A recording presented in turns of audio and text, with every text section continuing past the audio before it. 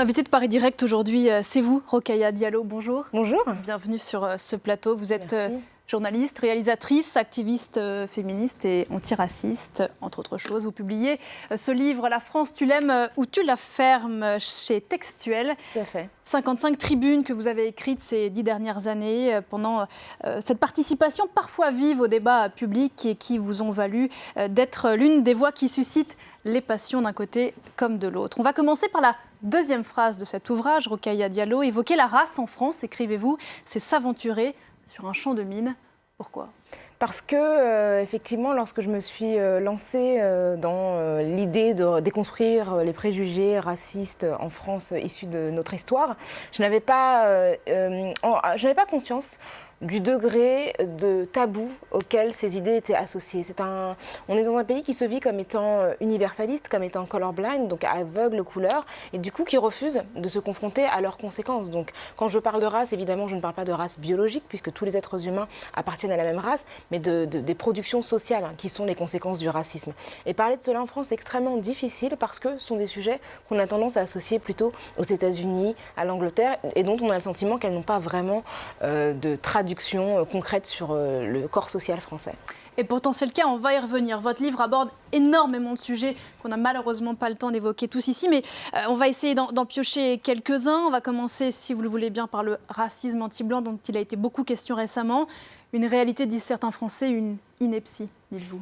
Je fais la différence entre haine et racisme. Alors effectivement, il peut y avoir des hostilités, de la haine, des brutalités même physiques à l'égard de personnes qui sont blanches en raison de leur couleur de peau. Et ça, évidemment, il faut le condamner. Mais quand on parle de racisme, on parle d'une histoire. On parle d'une idéologie qui a été conceptualisée et qui a produit des conséquences matérielles et institutionnelles. Donc c'est des idéologies qui ont été traduites par des institutions qui ont donné lieu à des colonisations, à de l'esclavage et à des génocides. Or, les personnes blanches n'ont jamais fait l'objet de théories qui les minoraient et qui ont eu des traductions en termes d'institutions. Il n'y a pas eu de génocide anti-blanc qui se sont repris aux blancs simplement du fait de leur couleur de peau. Et de ce fait, quand on parle du racisme aujourd'hui, on parle des conséquences d'une histoire extrêmement longue qu'on ne peut pas comparer à des actes qui sont des actes souvent individuels et qui sont effectivement la somme de quelques actes individuels ne peut pas être assimilée à une idéologie qui finalement affecte toutes les personnes qui sont minoritaires en France. C'est pour cela que le vocable de racisme ne me semble pas convenir. C'est comme si, en raison de quelques brutalités auxquelles seraient exposés les hommes, on parlait de sexisme anti-homme. Alors que le sexisme, c'est une traduction du patriarcat qui est orienté en premier lieu contre les femmes. En guise d'illustration, vous revenez sur cet épisode qui a l'air anodin, mais qui en réalité en est loin. Le Sparadragate, de quoi s'agit-il et surtout, de quoi est-il révélateur ?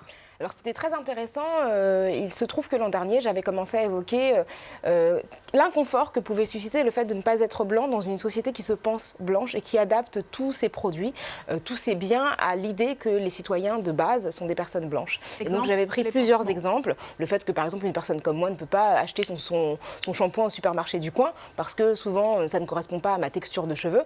Et l'autre exemple c'était le sparadrap qui effectivement est pensé pour les peaux blanches puisque sa couleur varie entre le rose pâle et le beige. Et donc si moi, avec ma couleur de peau, je mets un sparadrap, eh bien, au lieu de se fondre dans ma couleur, on ne voit que ça. Et ça, pour moi, c'était la traduction d'une certaine manière de l'idée qu'on ne pense jamais finalement aux personnes qui n'ont pas une couleur de peau blanche. Qu'une grande partie de la population vit, écrivez-vous, dans une société qui ignore ses spécificités. Absolument. C'est vraiment comme si on était des anomalies et qu'on devait en permanence s'ajuster à des spécificités qui sont les nôtres. Et j'ai pris d'autres exemples comme celui des lunettes.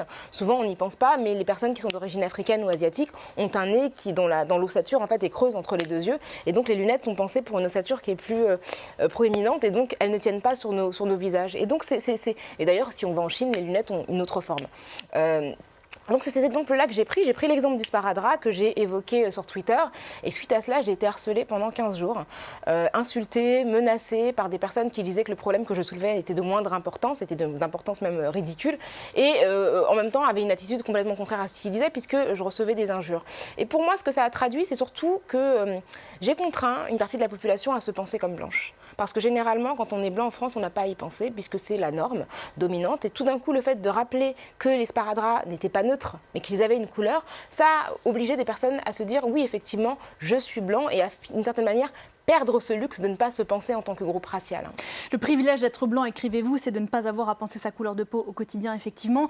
D'un mot, ce qu'a dit Lilian Thuram il y a quelques jours et qui lui a valu à lui aussi énormément de réactions, il avait raison en disant qu'il y avait du racisme dans la culture blanche. Oui, dans les cultures européennes, à l'évidence, on ne peut pas sortir comme ça de cultures qui ont été forgées, fondues dans des idéologies esclavagistes et coloniales en quelques dizaines d'années. Ça a quand même duré, l'esclavage a duré plusieurs siècles, la colonisation a duré plus de 100 ans également. C'est quelque chose qui est intrinsèque aujourd'hui à un certain nombre de pensées. Précisément, est-ce que vous comprenez que certains puissent se demander dès lors, exemple, je suis une femme blanche, héritière d'un système dont selon ce que vous dites, je bénéficie, mais qui, à titre personnel, je rejette évidemment. Bien sûr. Est-ce qu'il faudrait que je porte en moi une forme de culpabilité? Justement, j'aime bien citer cette phrase de Christiane Taubira qu'elle a énoncée lorsqu'elle a fait son discours pour que l'esclavage devienne un crime contre l'humanité. Elle a dit les culpabilités ne sont pas héréditaires et nos intentions ne sont pas de revanche. Je pense que la culpabilité n'est pas, on ne la porte pas en héritage. Toutefois, il faut avoir ce qu'on appelle la responsabilité. Donc, ça veut dire avoir la conscience de son privilège et le déconstruire. C'est-à-dire que on sait que certaines populations sont moins bien traitées que les autres. Qu'est-ce qu'on fait pour que ça cesse? Comment, d'une certaine manière, rend-on compte de son privilège et qu'est-ce qu'on fait pour le déconstruire? Ce qui m'a étonnée dans ce qui s'est passé avec Lilian Thuram, c'est qu'il a parlé de cette culture en fait, du racisme qui est très ancrée dans les sociétés occidentales et que ce propos a fait davantage polémique que tout ce qu'il dénonçait parce qu'il s'est exprimé parce que des joueurs sont exposés à des cris de singe et à des jets de bananes dans les stades européens depuis très longtemps. Et je n'ai jamais entendu une polémique de même ampleur pour dénoncer quelque chose qui est pourtant odieux. Il en a été beaucoup question, et notamment d'interdire des matchs de foot au moment de Absolument. telles insultes. Dans votre réflexion, vous dites que les premiers concernés, et ça aussi, ça vous a été reproché, que la lutte antiraciste, d'une certaine façon, ne devrait être menée, en tout cas en premier lieu, que par les premiers concernés. Est-ce que vous pouvez nous expliquer pourquoi? Parce que je pense que quand on est affecté par une oppression, eh bien on est la personne la plus habilitée à tout simplement déterminer les priorités. Si les luttes féministes étaient menées par des hommes, je ne pense pas que les victoires féministes auraient été les mêmes. On ne peut pas, si on n'est pas soi-même une femme, si on n'a pas subi une forme de harcèlement, certaines violences, si on n'a pas été, je parle aux femmes des anciennes générations, confrontées au fait de ne pas avoir le droit de tout simplement contrôler les naissances, etc. On ne peut pas y penser soi-même. Si on est, tout ce que je vous dis, par exemple, sur les sparadraps, sur les cheveux, etc., ce ne sont pas des préoccupations qui sont les vôtres parce que vous n'avez pas la même expérience que moi. Donc, il est normal que vous n'y pensiez pas spontanément. Donc, si on ne confie pas, de la même manière que moi, je suis ce qu'on appelle quelqu'un de valide, donc je ne me questionne pas lorsque je prends le métro, lorsque je marche dans la rue, je ne me pose pas de questions sur quel chemin je dois emprunter. Et je trouve normal que pour militer pour une accessibilité des passages dans les rues parisiennes ou même ailleurs, ce soit les personnes en situation de handicap qui le fassent en premier lieu. Ça ne veut pas dire que les autres soient exclus, mais ça veut dire qu'on est les plus compétents pour déterminer nos propres priorités. Oui. Non seulement les premiers concernés, dites-vous, mais aussi de façon particulariste. Qu'est-ce que ça veut dire ? Ce que je voulais dire simplement, c'est pas forcément de façon particulariste, simplement ce que je voulais dire c'est que il fallait être à l'écoute. Parce que parfois des personnes qui font partie de groupes dominants prétendent agir de manière antiraciste et le font d'une manière qui ne convient pas aux personnes qui sont concernées. Donc ça veut dire qu'il faut savoir écouter. Si on prétend défendre un discours contre l'homophobie, contre le sexisme, contre le racisme et que les personnes qui sont visées par ces formes d'oppression ne se reconnaissent pas dans ce discours, eh bien je pense qu'il faut être à l'écoute et ne pas se braquer en disant « je suis engagé contre telle ou telle forme d'oppression depuis plusieurs décennies ». C'est très important de considérer que ces voies-là sont prioritaires. Et est-ce que ça ne mettrait pas en danger à trop particulariser le discours ce qui est peut-être le sens de votre combat, d'ailleurs, parvenir à faire société, à ne pas trop cliver le discours? Justement, je pense que c'est le contraire. Hein. Je cite Louis Georgetin, qui a été président du CRAN, qui dit toujours que quand on est malade, si on ne sait pas ce qu'on a, on va voir un généraliste, mais si on sait ce qu'on a, on va voir un spécialiste. Et l'existence de spécialistes ne met pas en cause l'existence de généralistes. Et bien, c'est la même chose pour l'antiracisme. Si des personnes sont visées par le racisme anti-asiatique, eh bien, autant déterminer les sources historiques d'un racisme anti-asiatique qui est spécifique. Ça n'empêche pas tous ces groupes de s'associer, par exemple, contre les violences policières. Un mot de ce titre, La France, tu l'aimes ou tu la fermes, référence au slogan initialement de Philippe de Villiers, repris quelques années plus tard par Nicolas Sarkozy. Pourquoi pensez-vous, et je reprends vos mots, que votre présence est à ce point perçue comme optionnelle dans ce pays qui est le vôtre? Eh bien, j'ai remarqué que souvent, lorsque je pouvais m'exprimer de manière critique vis-à-vis de la France, on me disait que si je n'étais pas contente, je pouvais la quitter, partir en Afrique, etc. Il se trouve que je suis née à Paris, que j'y ai toujours vécu, et que ce genre de critique n'est jamais formulé à l'égard de personnes blanches qui peuvent être tout aussi critiques que moi.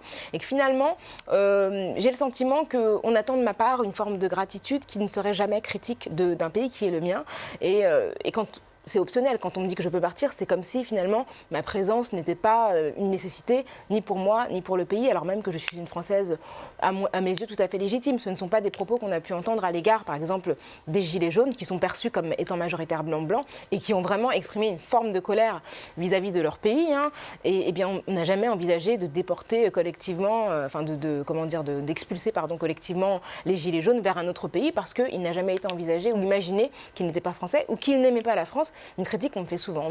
Souvent, il y a une question aussi d'aimer la France qu'on me pose. Par extension, il y a la question de la représentation, de la place, que dis-je, de la femme noire dans la... Pardon, je repère mon oreillette. Dans le débat public, ici en France, sur la place publique, non seulement dans le débat intellectuel, mais aussi à la télévision, au cinéma.